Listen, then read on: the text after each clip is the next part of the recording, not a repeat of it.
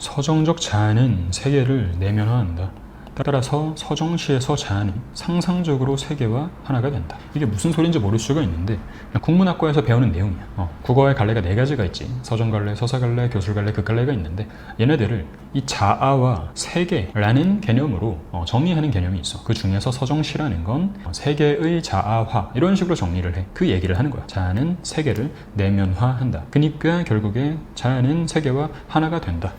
좀 어려울 수가 있는데 그냥 받아들이는 게 편할 거야. 이 자아와 세계의 관계는 서로 반대 관계다. 정도만 알아둬도 괜찮다. 근데 어쨌든 자아와 세계는 하나가 된대. 이 상상적으로라는 말도 별로 직관적이지 않아서 그냥 이론적으로 라고 하자. 이것도 이론이었잖아. 서정갈래를 세계의 자아화라고 하는 것도 이론이니까 이론상 그러면 하나가 되겠네 라고 보는 거야.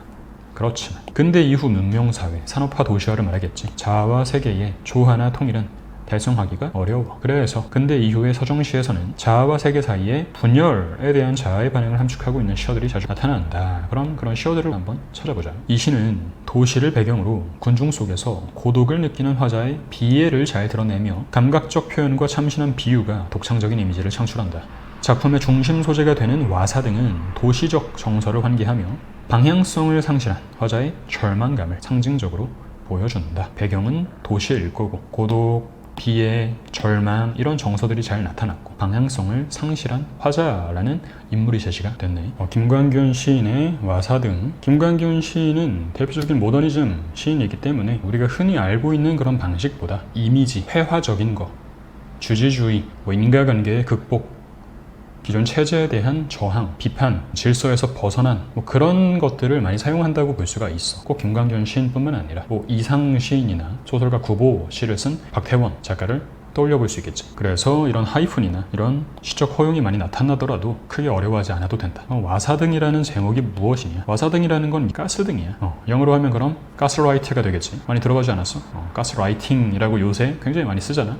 그 가스라이팅이라는 건 원래 심리학적 용어인데 가스등이라는 영화에서 외국 영화인데 그 주인공이 자기 배우자를 막 세뇌해서 막 편집증처럼 몰아가고 막 그런 내용이 나와. 거기서 파생된 심리학 용어라고 볼 수가 있다. 그래서 와사등은 가스등을 의미한다.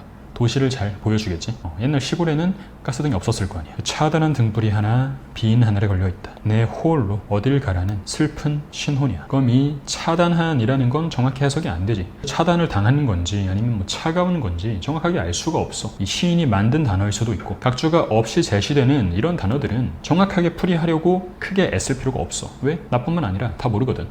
그런 문제를 정답 선지로, 필수적인 핵심 선지로 출제를 할 수가 있을까? 불가능하겠지.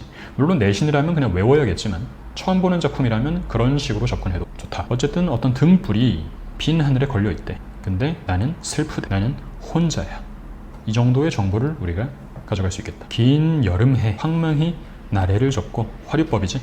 계절은 여름인가 봐.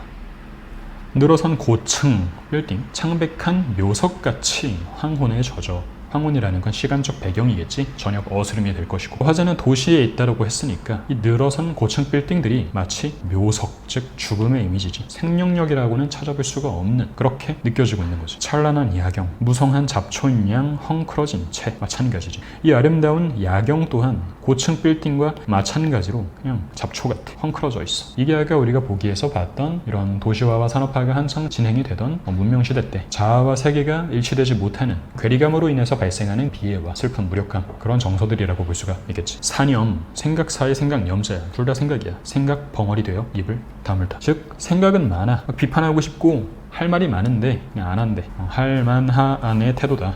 그런 건 없어 사실. 그 정도로 정리할 수 있겠다. 피부의 바깥에 스미는 어둠. 피부라는 건 촉각적인 심상이고 어둠이라는 건 시각적 심상이지. 어둠이 피부에 스미다. 이렇게 하고 있으니까 공감각으로 시각의 촉각화라고 할 수 있겠다. 낯설은 거리의 아우성 소리, 청각적인 심상이지. 근데 낯설게 느껴져. 까닭도 없이 눈물겹구나. 화자는 눈물겨워. 왜? 까닭이 없어. 이유가 없어. 공허한 군중의 행렬에 섞여 네 어디서 그리 무거운 비애를 지고 왔기에 길게 느린 그림자이다지 어두워. 도시인데 저녁 어스름이니까 아마 퇴근 시간 정도 되지 않았을까. 그 수많은 사람들의 퇴근길 인파 속에서 그 군중 속에서 화자는 함께 있는데 굉장히 공허하네. 낯설고 이 시끌벅적한 아우성 소리가 낯설고 눈물겨워. 어떤 비애를 느끼고 있어. 내 어디로 어떻게 가라는 슬픈 신호기, 차단한 등불이 하나 빈 하늘에 걸려있다. 수미상관이 되면서 시상이 마무리되고 있는, 그러니까 횡단보도나 신호등을 보면서 나 도대체 어디로 어떻게 가라는 거야 하는 방향성을 상실한 현대인의 모습이 잘 나타나고 있지. 모더니즘 작품들의 특징 중 하나다.